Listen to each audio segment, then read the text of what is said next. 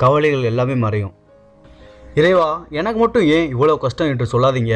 அப்புறம் வாழ்க்கை கஷ்டமாகவே போயிடும். எது நடந்தாலும் பரவாயில்ல, இறைவா நான் நல்லா தான் இருக்கேன்னு சொல்லி பாருங்க. ரொம்ப நல்லா இருப்பீங்க. நம்மளை சுற்றி இருக்க எல்லாத்துக்குமே கஷ்டம், கவலைகள் இருக்க தான் செய்யும். அவங்கள பார்த்து நம்பிக்கையை வளர்த்துக்கோங்க. அதுவும் நமக்கு சில பாடங்களை கற்றுக் கொடுக்கும். உங்களுக்கு அதிக கவலை வரும்போது, இறைவா இதற்கு சொந்தக்காரர் நீங்கள் தானே விட்டு பாருங்க.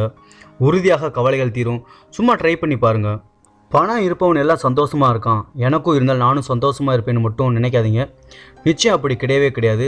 எல்லாத்துக்கும் கவலைகள் இருக்கும். நிம்மதி பணத்தால் மட்டும் வராது. இந்த வாழ்க்கை என்னும் நாடகத்தில் எல்லாருமே நம்ம கூட நடிக்க வந்தவங்க தான். எல்லாரும் ஒரு நாள் நம்மளை விட்டு செல்வது உறுதி. அதனால் உறவுகளால் வரும் கவலைகளை மறப்போம். நம்ம கஷ்டத்தை இறைவன் தீர்க்காமல் இருக்க காரணம், இந்த நேரம் நம்மளை விட அதிக கஷ்டம் உள்ளவங்களை பார்த்துட்டு இருக்காருன்னு அர்த்தம். அடுத்து நமக்கும் வருவார், நம்ம கஷ்டமும் தீரும். இப்போது இந்த நேரம், இந்த நொடி நீங்கள் என்ன மனநிலையில் இருக்கீங்களோ அது நிரந்தரமாக நீடிக்காது. நாளைக்கு